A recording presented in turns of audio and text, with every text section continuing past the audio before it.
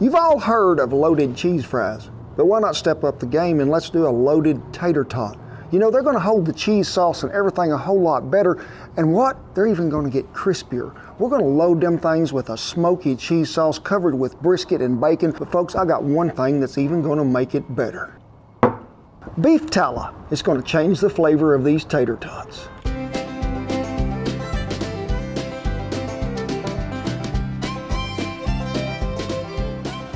Hey, thank y'all for stopping by, and what are we talking about? Loaded cheese tater tots. Now, cheese sauce is really so easy to make, but I like to combine two kinds of cheese. What is it? The ever popular Velveeta. You can cube it, tear it off, chunk it, whatever you got. We got about 1.5 blocks here. We're gonna add mozzarella to it, but we're gonna finish it up over there in the little hasty bake and let it get some good smoke to it as well.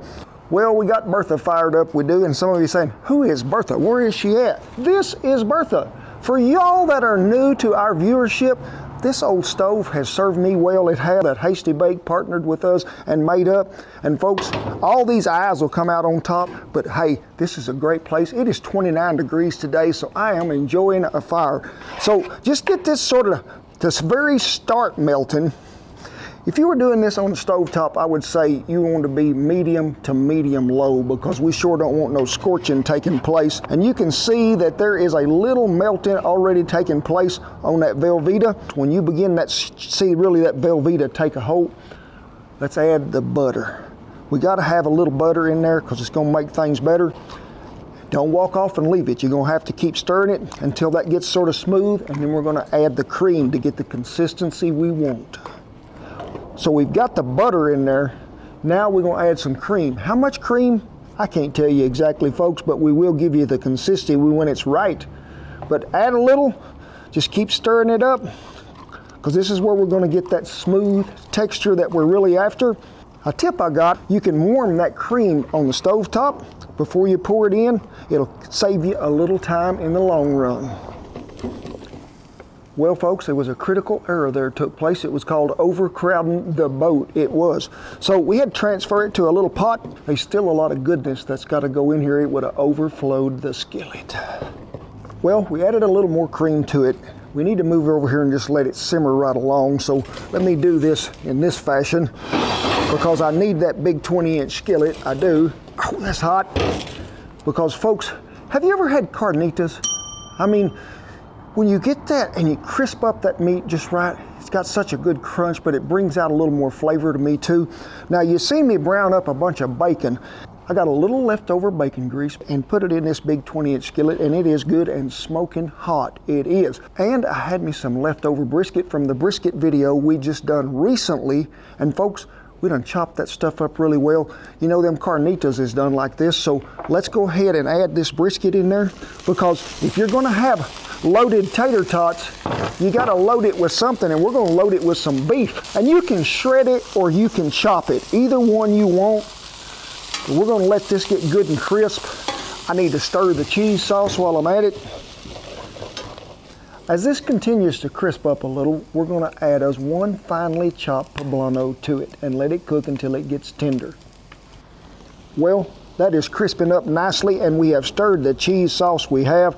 Folks, it's going to be a little bit thinner than gravy, but pretty close to that consistency, because remember, it's got to go over here in the smoker, so it's going to set up a little, and we may have to thin it again. But so let's get this goodness added to it here.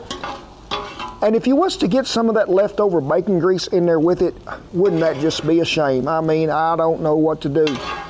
Well, the hasty bake is fired up. We're running about 325 to 350 degrees. The wood we're using today is Fogo hardwood lump charcoal, plus a little mixture of mesquite to go with it. Remember, folks, we don't take a lot of heat here. We just need some smoke, because that cheese is cooked. I'm just trying to get some of that smoky flavor incorporated into it. So all the fire is on this end, and we're going to cook on this end. That's what we would call indirect. So let's get that open, and you can see some smoke rolling out of there, and we hope this fits under there. Look there, what a fit it is. Now, cooking time for that in there, I would say no more than about 8 to 10 minutes. That's how long it's going to take us to cook them tater tots. Remember me telling you about that secret ingredient that we had? Beef tallow. Yeah, ooh, it is so good to fry things with, it is. And you probably saw me when we was trimming that brisket, all that excess fat that we took off there, we put in a pot and we rendered it down over about really a medium low heat. Took about 2 hours, I'd say, to render down that lard to where it was so good. But folks, it is a thing that you're going to want to fry your French fries in and tater tots for the rest of your life. Well, the grease is ready, and folks, them tater tots, you need to fry in batches. Be careful. I want you to run the first one a little hot, about 360, because remember, them tater tots is cold. So we're going to probably do this in 2, maybe 3 batches. One fell out, big. They get in there, give them a little stir. We want them to get good and golden brown and crispy, crispy, crispy.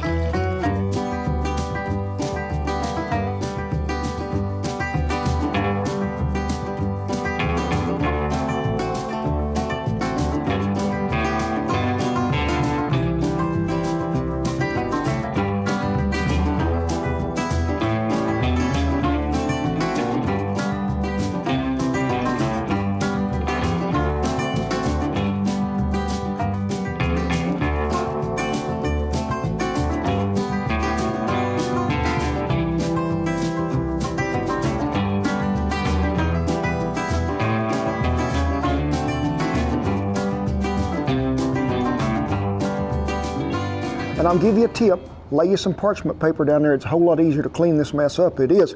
Then dump that cheese and brisket sauce all over there, and then crumble that good crispy bacon all over the top. Green onion lathered on top of that, and folks, you got a meal fit for a king, you do. I'm gonna have me another one, and that looks like a really good one right there.